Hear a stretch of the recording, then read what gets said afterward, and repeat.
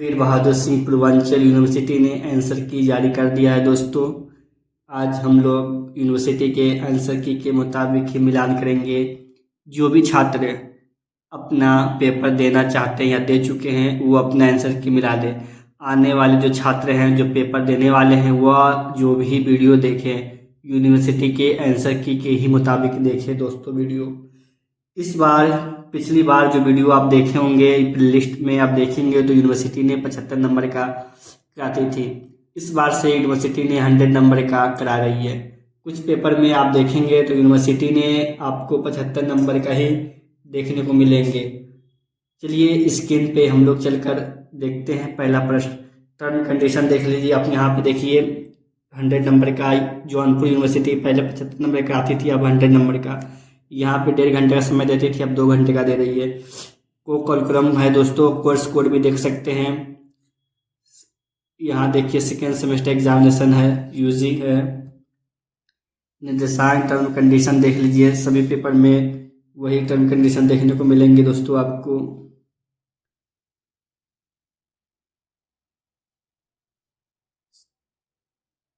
पहला प्रश्न स्क्रीन के ऊपर देखिए दोस्तों, मूल्यों के प्रकार क्या है।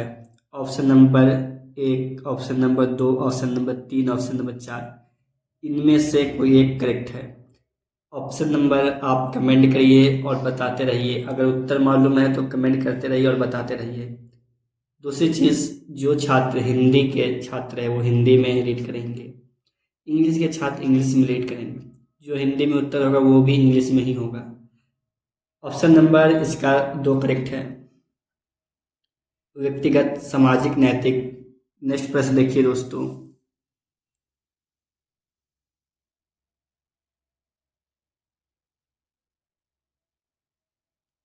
सात पापों का सिद्धांत किसने प्रस्तुत किया। Option number a Jawaharlal Nehru ने, option number b Swami Vivekananda ने, option number c Mahatma Gandhi, option number d APJ Abdul Kalam. आप 4 ऑप्शन देख रहे हैं जिसमें से एक करेक्ट है। कौन सा करेक्ट होगा वो बताइए। ऑप्शन नंबर 3 करेक्ट हो जाएगा, महात्मा गांधी जी ने की थी। नेक्स्ट प्रश्न देखिए दोस्तों, एक संगठन में मूल्यों का प्राथमिक उद्देश्य क्या है। जो एक संगठन है उसमें जो मूल्य है उसका प्राथमिक उद्देश्य क्या है। ऑप्शन नंबर 1, 2, 3, 4, चारों में से कोई एक करेक्ट है। ऑप्शन नंबर पहला देखिए, लाभ अधिकतम करना, लाभ उसको अधिक करना। तीसरा देखिए, उत्पादकता बढ़ाना, लागत को कम करना।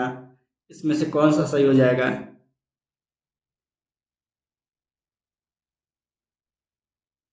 ऑप्शन नंबर 2 करेक्ट है दोस्तों। नेक्स्ट प्रश्न देखिए, कौन सा सिद्धांत APJ अब्दुल कलाम से जुड़ा है।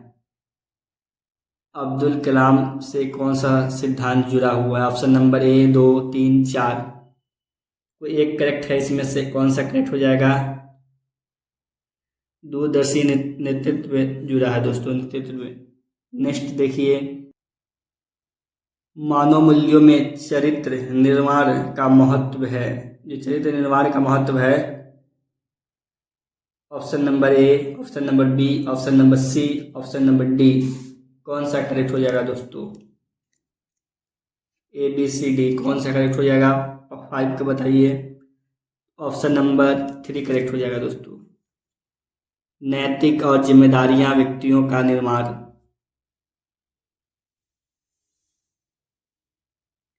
प्रश्न नंबर 6 देखिए, वर्तमान प्रथाओं में मूल्यों से जुड़ी सामान्य समस्या क्या है। जो वर्तमान में जो जुड़ी सामान्य समस्या है वो क्या है। 6 का बताइए। 1, 2, 3, 4 कौन सा हो जाएगा।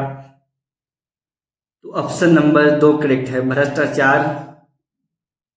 ये करेक्ट है दोस्तों, भ्रष्टाचार और रिश्वतखोरी। बहुत ज़्यादा भ्रष्टाचार हो गया देश में।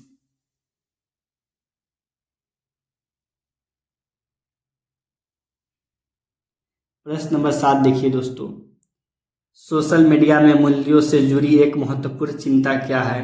जो सोशल मीडिया है उसमें महत्वपूर्ण चिंता क्या हो सकती है? तो ऑप्शन नंबर 1, 2, 3, 4 कौन सा हो जाएगा? तो साइबर खतरा ज़्यादा है दोस्तों। ऑप्शन नंबर 3 करेक्ट है। प्रश्न नंबर 8 देखिए,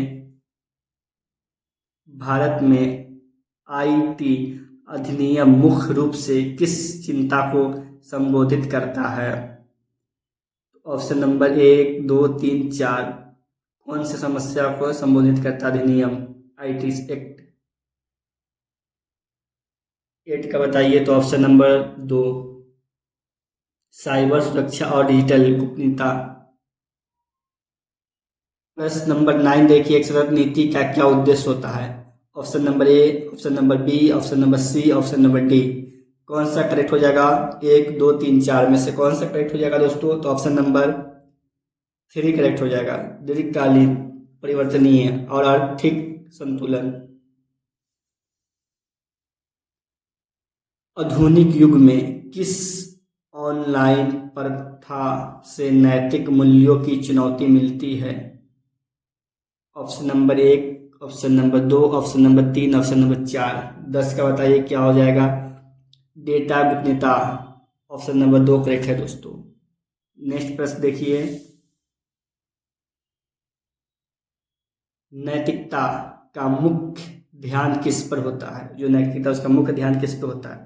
option number 1, option number 2, option number 3, option number 4 किस पे होता है?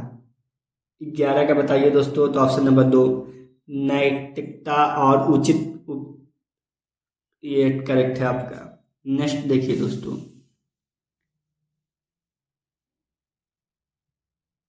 नैतिकता के मूल्य सिद्धांत क्या है? जो नैतिकता है उसका मूल्य सिद्धांत क्या हो सकता है? आपके सामने ऑप्शन रहे और उत्तर आपको मालूम है तो कमेंट करते रहें दोस्तों। चलिए बताइए कौन सा करेक्ट हो जाएगा? तो ऑप्शन नंबर 2, ईमानदारी।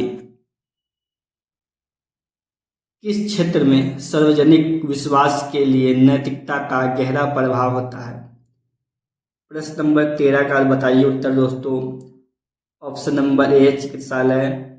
ऑप्शन नंबर बी, व्यापार प्रबंध। ऑप्शन नंबर सी, कृषि। ऑप्शन नंबर डी, शिक्षा। आप कमेंट करके बताइए कौन सा करेक्ट हो जाएगा दोस्तों। 13 का बताइए। Option number 1, 2, 3, 4। Option number 2 correct हो जाएगा, व्यापार प्रबंधन।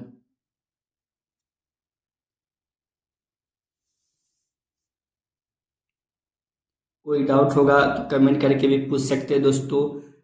और डिस्क्रिप्शन में मेरे सोशल मीडिया का लिंक सब दे दिया हूँ दोस्तों, आप वहाँ से जाके फॉलो करके भी डायरेक्ट चैट कर सकते हैं। 14 का देखिए, धर्मनिरपेक्ष मूल्यों और आध्यात्मिक मूल्यों में अंतर क्या है?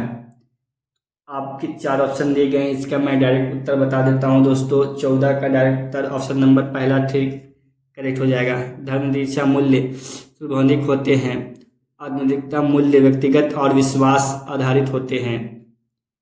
दोस्तों हो सकता है कि बोलने में कुछ शब्द नहीं मैं सही से बोल पाऊँ, तो आप स्क्रीन पर देख लें। जल्दी जल्दी में कुछ शब्द छूट जाते हैं दोस्तों बोलने में, इसलिए आप चिंता ना करें, आप स्क्रीन पर देखते रहें। इसलिए मैं आपके सामने पेपर दिखा रहा हूँ दोस्तों, नहीं तो मैं चाहूँ तो इसके सभी का फोटो क्लिक करके और आपको जिस तरह और सब दिखाते हैं उस तरह मैं दिखा दूँ, लेकिन नहीं, आपको रियल चीज़ मैं आपको बताऊँ तो रियल चीज़ मैं आपको बताऊँ। और जो भी प्लेलिस्ट में आप वीडियो देखेंगे तो मेरे जितने वीडियोज़ हैं सभी यूनिवर्सिटी के आंसर की के मुताबिक मैं देता हूँ दोस्तों, क्योंकि मैंने बहुत सारे लोगों को देखा है कि वो बुक्स से या किसी भी चीज़ से प्लेटफॉर्म से वो अपना कोर्स देखते हैं, उसके बाद समस्या रहती है कि वो पास नहीं हो पाते या किसी कारण से रिजेक्ट हो जाते हैं। तो उनका कहना है कि नहीं, मैंने ये करेक्ट किया था, ये मेरा सही होनी चाहिए, लेकिन ये गलत है। लेकिन उन्हें आंसर की नहीं मालूम था। तो आप किसी भी यूनिवर्सिटी के हो, आप उनकी वेबसाइट पे जाइए और आंसर की निकालिए और आप खुद मिलान भी कीजिए कि आपका कितना करेक्ट हुआ है। चलिए प्रश्न नंबर 15 देखिए, संस्थाओं में आध्यात्मिकता मूल्यों को कैसे लागू किया जाता है? ऑप्शन नंबर 1, 2, 3, 4, 5 कौन सा करेक्ट होगा दोस्तों? 15 का बताइए। ऑप्शन नंबर 2 करेक्ट है। कर्मचारियों की भलाई और नैतिक नेतृत्व द्वारा। प्रश्न नंबर 16 का बताइए मूल्यों की एक मुख्य विशेषता क्या है दोस्तों। ऑप्शन नंबर 1, 2, 3, 4 कौन सा करेक्ट हो जाएगा दोस्तों 16 का बताइए। ऑप्शन नंबर 2 करेक्ट है, आंतरिक शक्ति और नैतिक जागरूकता। CSR का उद्देश्य क्या है 17 का बताइए दोस्तों, CSR का उद्देश्य क्या है। Option number 1, option number 2, option number 3, option number 4, कोई एक करेक्ट है दोस्तों। इसमें कौन सा करेक्ट हो जाएगा तो ऑप्शन नंबर 3 करेक्ट हो जाएगा, सामाजिक। नेक्स्ट प्रश्न देखिए दोस्तों, भारत में CSR प्रथाओं के लिए प्रसिद्ध व्यापार उपयोगिता है कौन है। यानी CSR प्रथाओं के लिए जो प्रसिद्ध व्यापार है, उद्योगपति जो कौन है, उद्योगपति भारत में कौन कौन उद्योगपति है दोस्तों, उसके बारे में ये पूछा गया है। तो ऑप्शन नंबर 1 मुकेश अंबानी जी, नारायण मूर्ति जी, विजय माल्या, रतन टाटा, कौन सा है 18 का बताइए दोस्तों। ऑप्शन नंबर 4 करेक्ट हो जाएगा, रतन टाटा जी है। नेक्स्ट प्रश्न देखिए दोस्तों,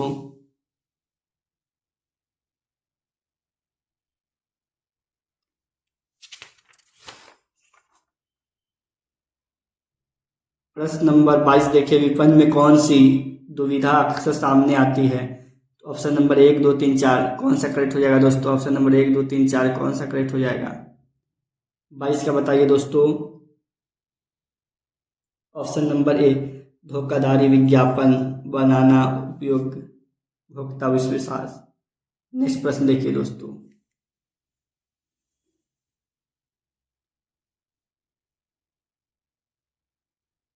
फार्मा कंपनियों के लिए कौन सी मुख्य दुविधा है। Option number 1, option number 2, option number 3, option number 4 कौन सा करेक्ट हो जाएगा दोस्तों 23 का बताइए। ऑप्शन नंबर 2 करेक्ट हो जाएगा, उच्च R&D लागत बनाना, उचित मूल्य निर्धारित करना।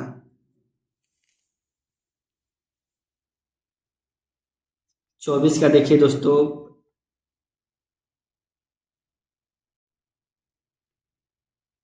उपभोक्ता अधिकारों से संबंधित विपणन में कौन सी समस्या उत्पन्न होती है। समस्या कौन सी उत्पन्न होती है। ऑप्शन नंबर 1, 2, 3, 4 24 का बताइए दोस्तों कौन सा करेक्ट हो जाएगा। ऑप्शन 24 का उत्तर बताइए कौन सा करेक्ट हो जाएगा। 24 का ऑप्शन नंबर 3 करेक्ट हो जाएगा, विज्ञापनों से झूठे दावे। जो विज्ञापन होते हैं दोस्तों, उससे विज्ञापन का मतलब यह है कि प्रचार, जैसे पेपर में प्रचार, टीवी में प्रचार, मोबाइल में ऐड, ये सारे सब जैसे भी यूट्यूब खोलते होंगे ऐड देखने को मिलता है, वो विज्ञापन में आते हैं दोस्तों। भर भर के प्रचार देखने को मिलेंगे दोस्तों। आप जब भी यूट्यूब खोलिए प्रचार पहले देखिए, उसके बाद कुछ और काम होगा। फार्मा विपणन में कौन सी नैतिक चिंता समस्या है। ऑप्शन नंबर 1, 2, 3, 4 25 का बताइए क्या करेक्ट हो जाएगा। तो ऑप्शन नंबर भ्रम उत्पाद जानकारी, भ्रम उत्पाद जानकारी दोस्तों। विपणक उपभोक्ता डेटा के साथ कौन सी चुनौती का सामना करते हैं। ऑप्शन नंबर 1, 2, 3, 4 किसका सामना करना पड़ता है दोस्तों 26 का बताइए। ऑप्शन नंबर पहला करेक्ट है, डेटा गोपनीयता और व्यक्तिगत विपणन के बीच संतुलन।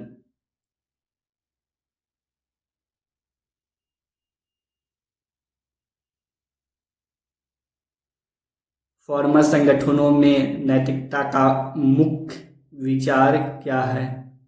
Option number 1, option number 2, option number 3 और 4 कौन सा करेक्ट हो जाएगा दोस्तों 27 का बताइए। ऑप्शन नंबर 2 करेक्ट हो जाएगा दोस्तों, रोगी देखभाल से अधिक लाभ को प्राथमिकता देना। नेक्स्ट प्रश्न देखिए दोस्तों, ऑनलाइन प्लेटफॉर्म में विपणन से जुड़े समस्या दुविधा क्या है।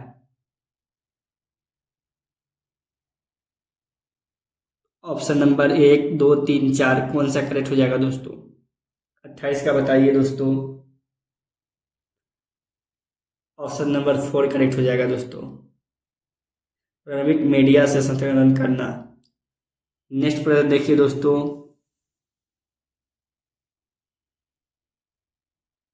फार्मा उत्पादों की मूल्य निर्धारण में कौन सी सामान्य दुविधा है? ऑप्शन नंबर 1, 2, 3, 4 कौन सा करेक्ट हो जाएगा दोस्तों? 29 का बताइए। ये वाला उत्तर ऊपर में भी आपने देखा होगा दोस्तों। प्रश्न नंबर 23 देखे होंगे जो घुमा फिरा के पूछा गया। तो ऑप्शन नंबर 3 करेक्ट है दोस्तों। उचित R&D लागत बनाना, सभी आय समूहों के लिए सस्ती कीमत। ये प्रश्न नंबर 23 में भी देखे होंगे दोस्तों, घुमा फिरा के पूछा गया। इसलिए इसमें बहुत सारे प्रश्न आपको ऐसे देखने को मिलेंगे जिसका उत्तर एक ही होगा, लेकिन वो आपको घुमा फिरा देंगे जिसके माध्यम से आपको कंफ्यूजन उत्पन्न होंगे। इसलिए आप ध्यान से देखें और ध्यान से रीड करें प्रश्न। विपणन लक्ष्यों और नैतिकता के बीच संतुलन में कौन सी चुनौती है?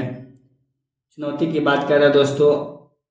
इसका देखिए क्या करेक्ट हो जाएगा। तो ऑप्शन नंबर पहला करेक्ट हो जाएगा, लाभ प्रेरित अभियान बनाना उपभोग भलाई। तो ऑप्शन नंबर 1 करेक्ट है दोस्तों। नेक्स्ट प्रश्न देखिए दोस्तों।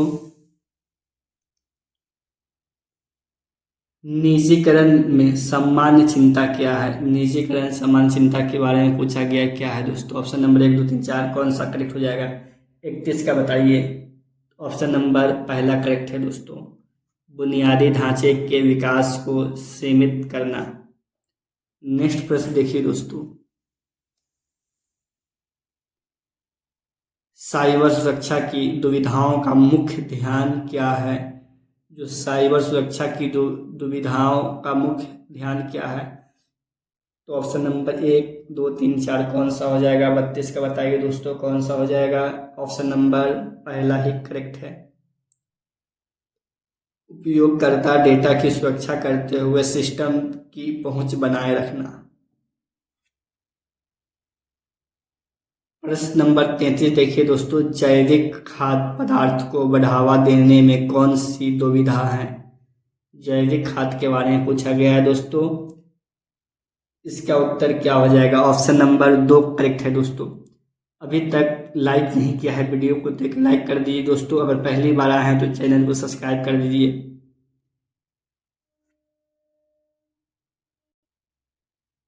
प्रश्न नंबर 34 देखिए दोस्तों, आपके सामने रहा। अर्थव्यवस्था को स्थिर करने में मुख्य चुनौती क्या है? ऑप्शन नंबर 1, 2, 3, 4 कौन सा करेक्ट हो जाएगा दोस्तों? बहुत ही ध्यान से देखिए दोस्तों कौन सा करेक्ट हो जाएगा। 34 का बताइए। तो ऑप्शन नंबर पहला करेक्ट है। तत्कालीन लाभ बनाम बनाना होगा दोस्तों, यहाँ पे बनाम लिखा हुआ है। दीर्घकालीन स्थिरता, ये करेक्ट है दोस्तों। इसमें बहुत सारे शब्द आपको ऐसे देखने को मिलेंगे जो वो अलग अलग अर्थ निकालते होंगे। साइबर सुरक्षा प्रथाओं से संबंधित नैतिक मुद्दा क्या है? ऑप्शन नंबर 1, 2, 3, 4 कौन सा करेक्ट हो जाएगा? 35 का बताइए दोस्तों। ऑप्शन नंबर 2 करेक्ट हो जाएगा। संगठनों द्वारा व्यक्तिगत डेटा का। ऑप्शन नंबर 2 करेक्ट है दोस्तों। गुणवत्ता अविश्वसनीयता में सामान्य दुविधाओं में क्या है?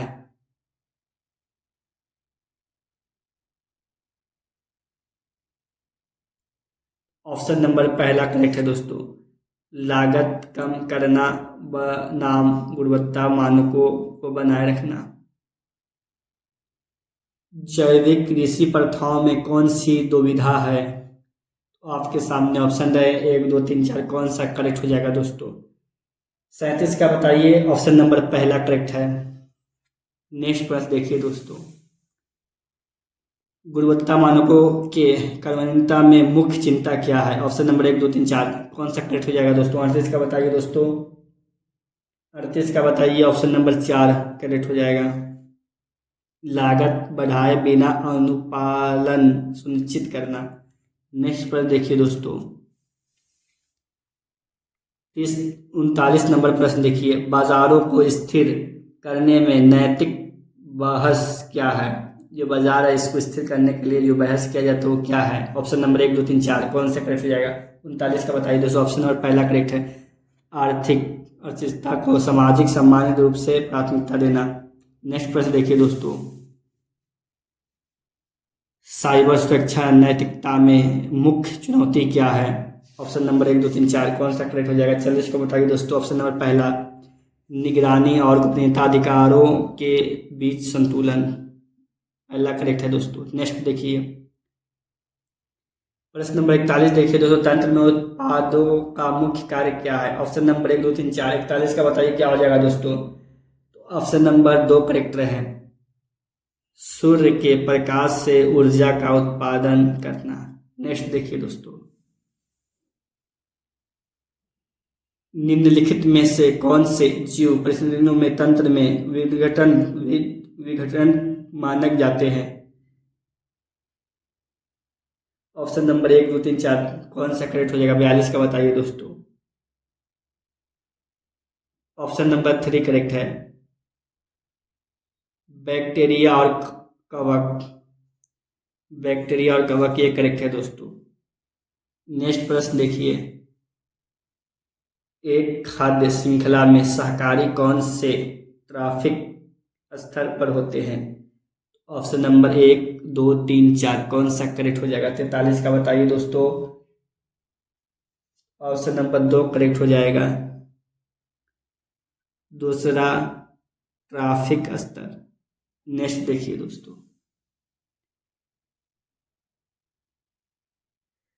पारिस्थितिक तंत्र में ऊर्जा का मुख्य स्रोत क्या है? ऑप्शन नंबर 1, 2, 3, 4 और इसका उत्तर ऑप्शन नंबर 3 करेक्ट हो जाएगा, सूर्य का प्रकाश। ऑप्शन नंबर 45 देखिए दोस्तों, कौन सा करेक्ट हो जाएगा इसमें? 45 का उत्तर आप कमेंट करके बताएंगे दोस्तों। मैं छोड़ दे रहा हूँ इसको और आप कमेंट करके बताएंगे कौन सा करेक्ट हो जाएगा।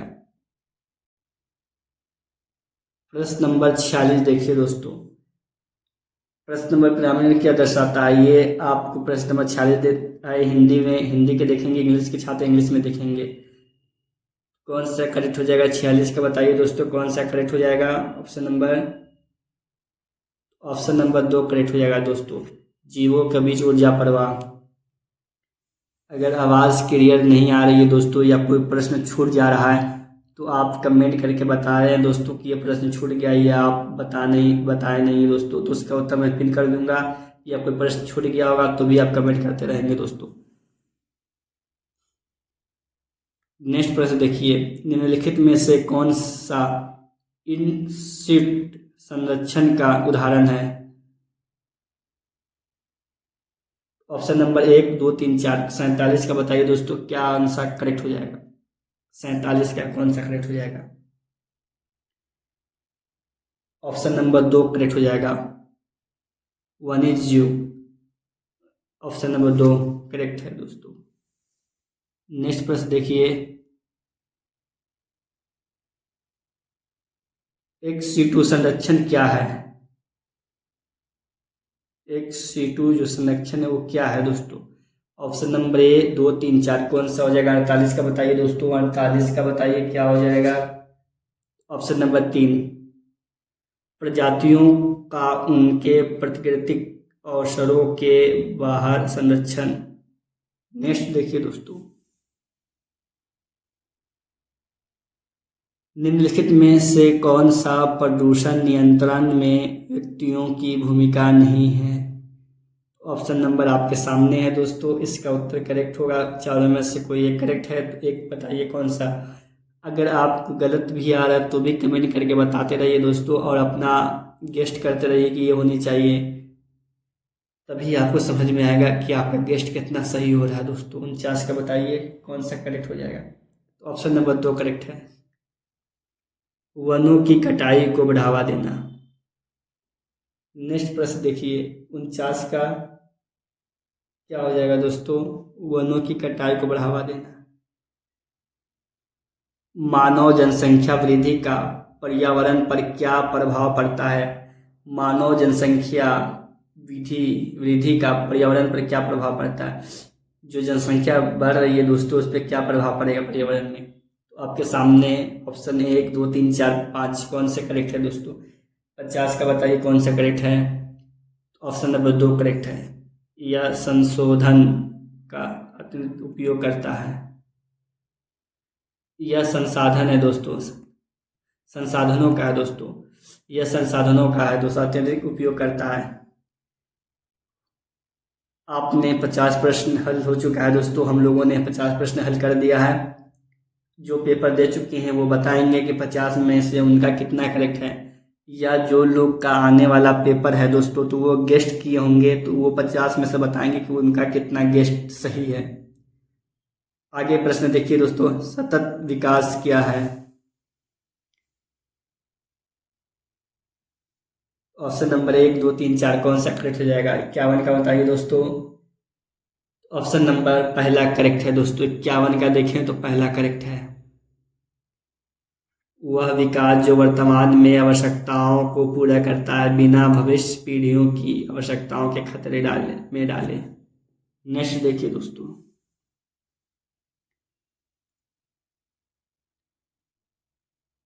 निम्नलिखित में से कौन सा संयुक्त राष्ट्र सतत विकास लक्ष्यों SDGs में से नहीं है। ऑप्शन नंबर 1 2 3 4 5 कौन सा करेक्ट हो जाएगा दोस्तों। 52 का बताइए दोस्तों कौन सा करेक्ट हो जाएगा 52 का। तो ऑप्शन नंबर 4 आर्थिक। नेक्स्ट देखिए दोस्तों, प्रश्न नंबर 53 देखिए, कौन सा क्षेत्र विश्वपूर्ण इकोनॉमी की अवधारणा के लिए मुख्य रूप से जिम्मेदार है।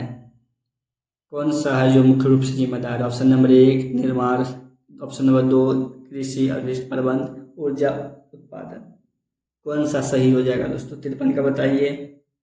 ऑप्शन नंबर पहला करेक्ट है, निर्माण दोस्तों। नेक्स्ट प्रश्न देखिए,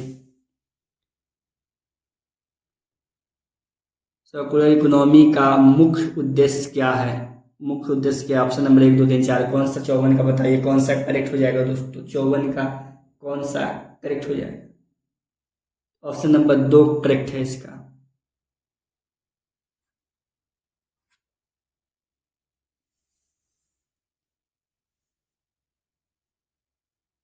सततता के संदर्भ में, सततता के संदर्भ में उद्यमिता पर जोर देता है। कौन जोर देता है दोस्तों। 55 का बताइए कौन जोर देता है। तो ऑप्शन नंबर 3 करेक्ट है। ऐसे व्यवसायों का निर्माण करना जो पर्यावरणीय और सामाजिक रूप से जिम्मेदार हो। नेक्स्ट देखिए दोस्तों, निम्नलिखित में से कौन सा खाद्य श्रृंखला में प्राथमिक उपभोक्ता का उदाहरण है। प्राथमिक उपभोक्ता का उदाहरण कौन है इसमें। 1 2 3 4 5 56 का बताइए क्या हो जाएगा। ऑप्शन नंबर ए पहला, घास खाते हुए मृग। करेक्ट है दोस्तों पहला, ऑप्शन नंबर पहला घास खाता हूँ। निम्नलिखित में से कौन सा पारिस्थितिक तंत्र उच्चतम जैविक विविधता वाला हो सकता है। कौन सा हो सकता है दोस्तों। ऑप्शन नंबर 1 2 3 4 कौन सा हो जाएगा। तो ऑप्शन नंबर 2 करेक्ट है। उसमें तो वर्स 1।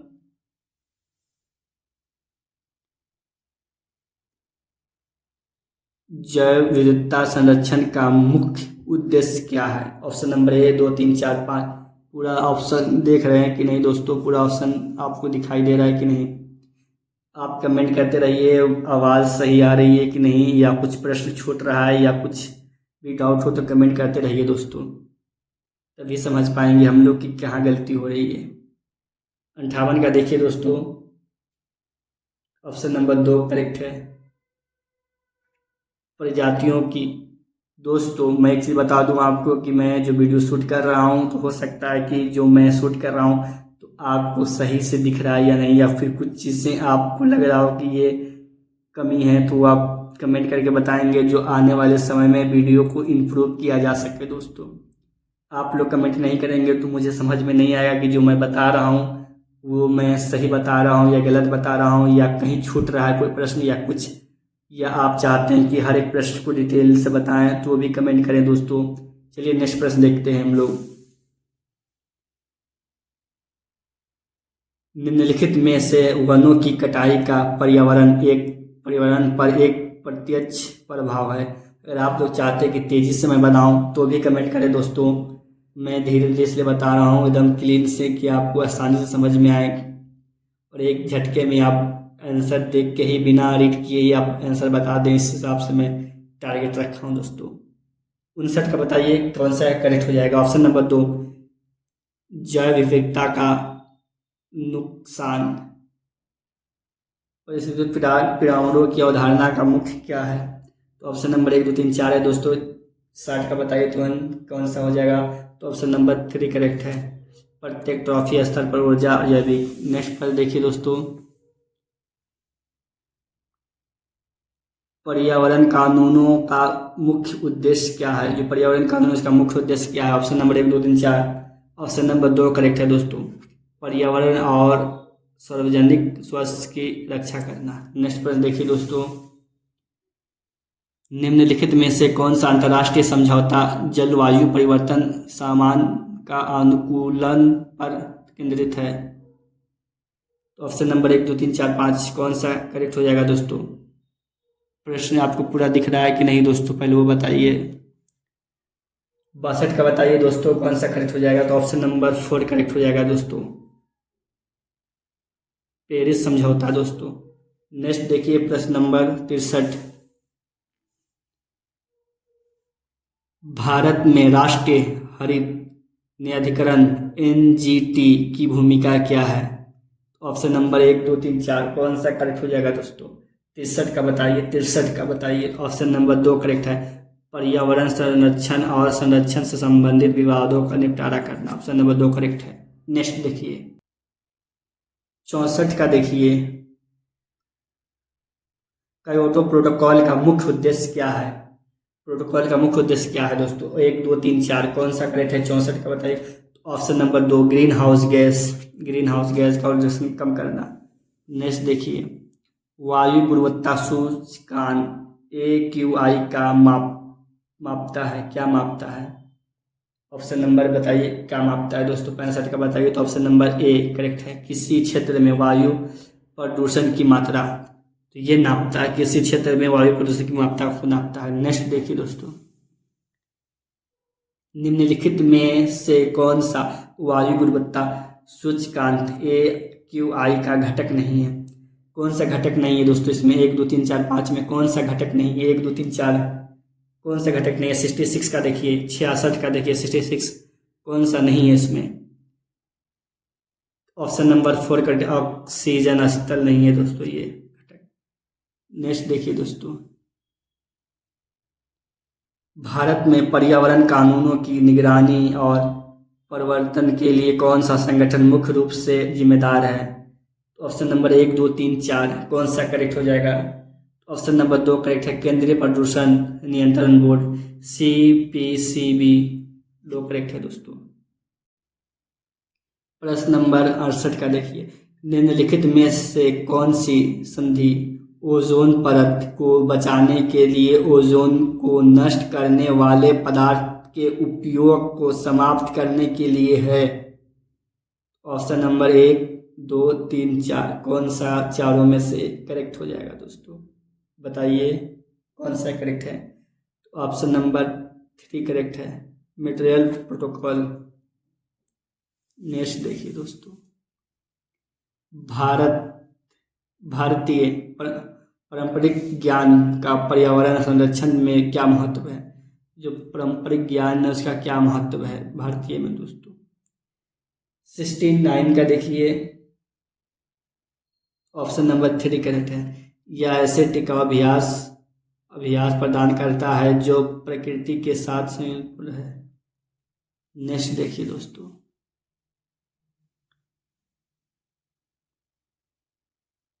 निम्नलिखित में से कौन सा अंतर्राष्ट्रीय पर्यावरण संरक्षण प्रयास का उदाहरण है। 70 का बताइए दोस्तों, निम्नलिखित में से कौन सा अंतर्राष्ट्रीय पर्यावरण संरक्षण प्रयास का उदाहरण है। Option number 1, option number 2, option number 3, option number 4 कौन सा करेक्ट होगा दोस्तों, बताइए दोस्तों कौन सा करेक्ट होगा 70 का। पेरिस जलवायु परिवर्तन समझौता। ऑप्शन नंबर 2 करेक्ट है दोस्तों। 71 का देखिए, राष्ट्रीय हरित NGT का कार्य क्या है? राष्ट्रीय हरित न्यायाधिकरण NGT का कार्य क्या है? ऑप्शन नंबर आपके सामने रहे, 1 2 3 4 5 6 7 8 9 10। संख्या मत देखिए दोस्तों, उत्तर बताइए, कमेंट कीजिए कौन सा करेक्ट होगा। 71 का देखिए तो ऑप्शन नंबर 3 करेक्ट है, पर्यावरण विवादों और मुद्दों का निपटारा करना। नेक्स्ट देखिए, पर्यावरण कानून में सतत विकास शब्द का क्या मतलब है? जो विकास शब्द है उसका क्या मतलब हो सकता है? Option number 1 2 3 4। पूरा प्रश्न आपको दिख रहा होगा या नहीं दिख रहा होगा स्क्रीन के ऊपर? चलिए इसमें पहले 72 का देखिए कौन सा होगा उत्तर।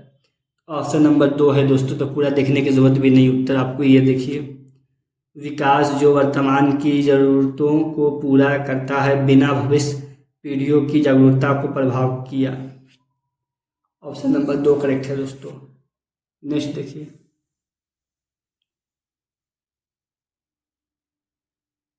तिहत्तर का देखिए, निम्नलिखित में से कौन सा एक सामान्य प्रदूषक है जिसे AQI द्वारा निगरानी की जाती है?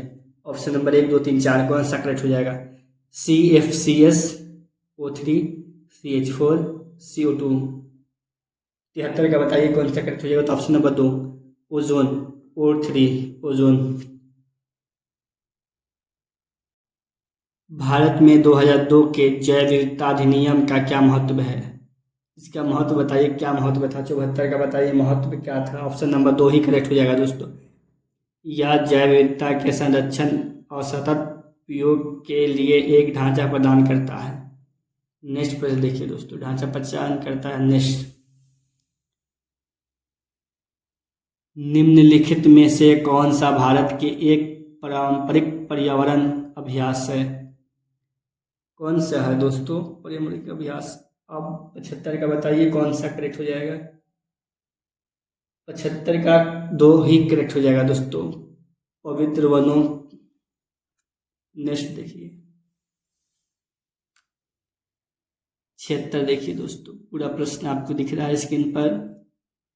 भारत का कौन सा कानून जल प्रदूषण की रोकथाम को विनियमित करता है? Option number 1972, option number C 1974, option number B 1980, option number D 1986।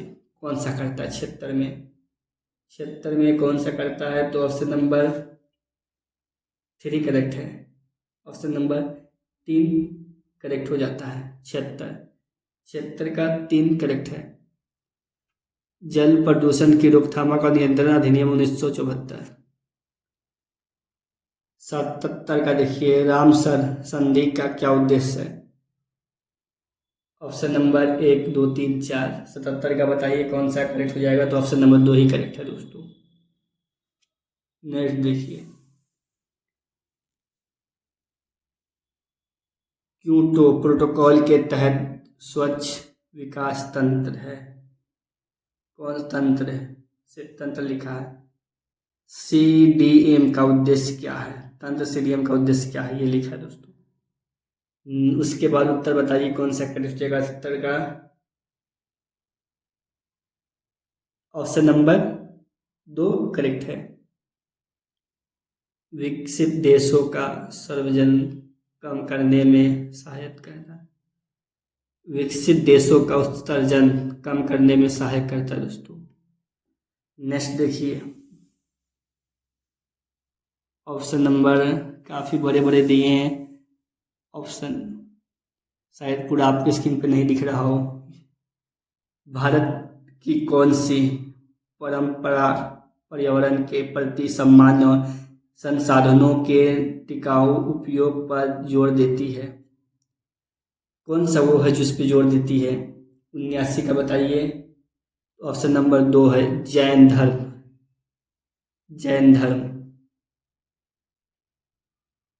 कौन सा अंतर्राष्ट्रीय संगठन वैश्विक पर्यावरण नीतियों की निगरानी करता है? ऑप्शन नंबर 1 2 3 4 कौन सा करता है निगरानी?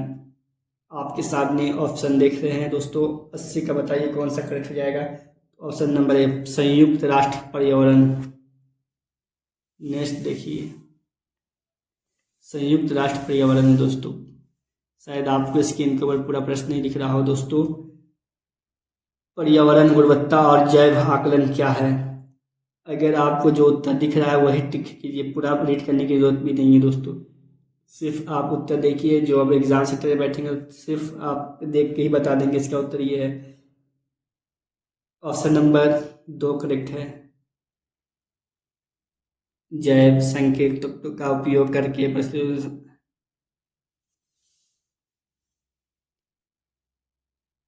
निम्नलिखित में से कौन सा जैविक संकेतक है जिसका उपयोग जैव आकलन में किया जाता है? किसका उपयोग जैव आकलन में किया जाता है बताइए, कमेंट कीजिए और उत्तर बताइए। ऑप्शन नंबर 2 करेक्ट है दोस्तों। पर्यावरण प्रबंधन प्रणाली EMS का मुख्य ध्यान क्या है? जो मुख्य ध्यान वो क्या है? आपके सामने ऑप्शन रहे और उत्तर बताते रहे दोस्तों। 83 का कौन सा करेक्ट हो जाएगा? 83 देखिए और कौन सा करेक्ट हो जाएगा? ऑप्शन नंबर 2 करेक्ट है। पर्यावरणीय प्रभावों का प्रबंधन करने के लिए वैसे दृष्टिकोण। नेक्स्ट देखिए दोस्तों, पर्यावरण प्रबंधन प्रणाली EMS को लागू करने के लिए कौन सा मानक व्यापक रूप से उपयोग किया जाता है? ISO 1401, ISO 901, 9001, 14। ऑप्शन नंबर बताइए करेक्ट क्या हो जाएगा? 84 का बताइए, तो ऑप्शन नंबर पहला करेक्ट है। पर्यावरणीय प्रभाव आकलन EIA का मुख्य उद्देश्य क्या है? पूरा प्रश्न देखिए दोस्तों, आपको दिख रहा हो स्क्रीन पे। मुख्य उद्देश्य पूछा 85 का। ऑप्शन नंबर 2 करेक्ट है। एक परियोजना के पर्यावरण पर प्रभाव का मूल्यांकन करना, इससे पहले कि इसे दूसरे शुरू किया जाए। नेक्स्ट देखिए, पर्यावरणीय प्रभाव आकलन EIA का प्रक्रिया का एक महत्वपूर्ण कदम है। महत्वपूर्ण कदम क्या है इनका दोस्तों? 86 का बताइए। संभावित पहला करेक्ट है। संभावित पर्यावरणीय प्रभावों की पहचान सर्वेक्षण करना, पहला ही करेक्ट है दोस्तों।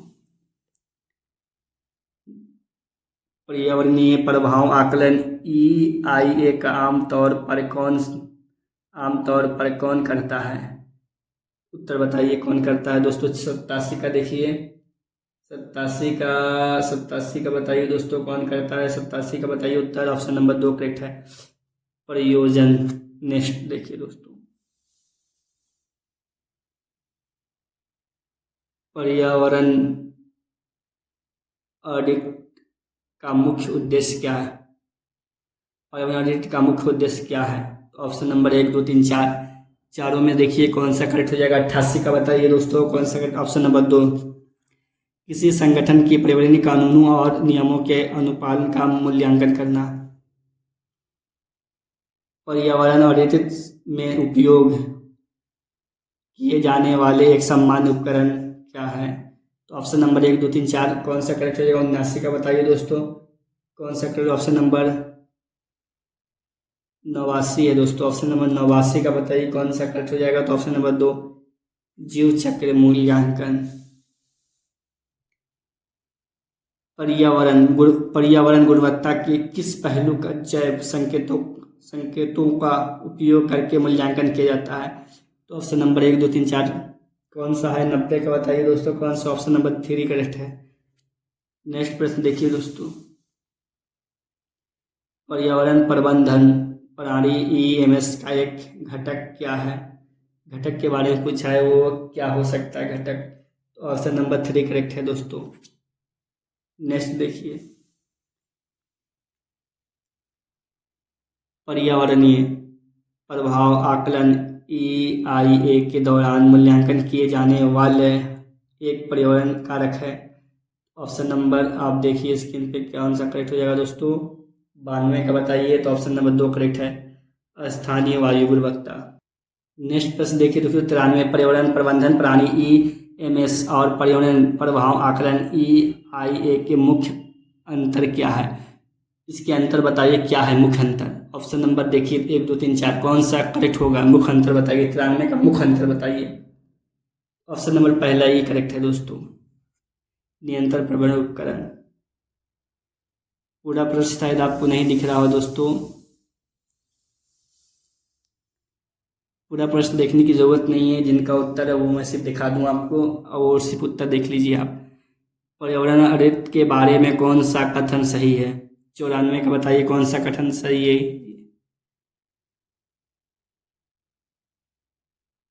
ऑप्शन नंबर 3 करेक्ट है।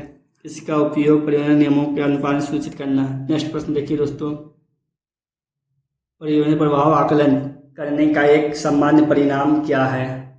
सामान्य परिणाम क्या है दोस्तों? परिणाम क्या है? 95 का बताइए तो ऑप्शन नंबर 2 करेक्ट हो जाएगा, वैकल्पिक काम हानिकारक प्रयोजन। नेक्स्ट देखिए, जल गुणवत्ता के जैव आकलन में एक जैव क्या है? एक जैव इंडिकेटर क्या है दोस्तों? ऑप्शन नंबर स्क्रीन पे आप देखते रहिए दोस्तों, पूरा देखिए स्क्रीन के ऊपर और बताइए क्या है। 96 का ऑप्शन नंबर 4 करेक्ट हो जाएगा, मछलियों की विशिष्टता प्रजातियों की उपस्थिति। पर्यावरण प्रबंधन प्रणाली EMS का आंदोलन किस संदर्भ में होता है? आंदोलन किस संदर्भ में होता है? 97 का 3 करेक्ट है, संगठन प्रथाओं के जोखिम को कम करने और स्थिति में सुधार करना। नेक्स्ट देखिए दोस्तों, पर्यावरणीय प्रभाव आकलन करने का मुख्य लाभ क्या है? इसका मुख्य लाभ क्या हो सकता है? ऑप्शन नंबर 98 का बताइए दोस्तों, ऑप्शन नंबर 2 करेक्ट हो जाएगा, परियोजन के नकारात्मक पर्यावरण प्रभाव। 99 देखिए, 99 देखिए दोस्तों, अब पर्यावरण ऑडिट गतिविधि का एक उदाहरण क्या है? पूरा देखिए और बताइए क्या हो सकता है। ऑप्शन नंबर 1 2 3 4 5 6 7 8 9 10 कौन हो सकता है दोस्तों? ऑप्शन 4 दिए गए हैं तो 4 में ही आपको बताना है कौन सा हो सकता है। मैंने 10 तक गिन दिया, इसका मतलब ये नहीं कि 10 हो सकता है दोस्तों, 4 ही ऑप्शन है, 4 में से बताना है करेक्ट है कौन सा हो सकता है। 99 का देखिए तो ऑप्शन नंबर पहला करेक्ट है। 100 का देखिए दोस्तों, जो वीर बहादुर सिंह पूर्वांचल यूनिवर्सिटी के जो पहले के पेपर हुए हैं वो सब 75 नंबर के हुए हैं दोस्तों। अब जो नए पेपर हो रहे हैं वो 100 नंबर के हो रहे हैं दोस्तों। सारे पेपर आपको प्ले लिस्ट में मिल जाएगा और आप किसी भी यूनिवर्सिटी का देखें, किसी प्रकार का वीडियो देखें, आंसर की ही पहले देखें उसके बाद आप वीडियो देखें। पर्यावरण प्रबंधन योजना EMP में सामान्यतः क्या शामिल होता है? आपके सामने ऑप्शन 1 2 3 4 100 का बताइए कौन सा करेक्ट हो जाएगा दोस्तों? ऑप्शन नंबर 2 करेक्ट है, प्रदूषण नियंत्रण उपाय। वीडियो पसंद आ रहा है तो एक लाइक कर दीजिए और चैनल को सब्सक्राइब कीजिए। आने वाले समय में इसी तरह आंसर की के हिसाब से मैं आपको वीडियो प्रोवाइड करूँगा। तब तक के लिए गुड बाय दोस्तों।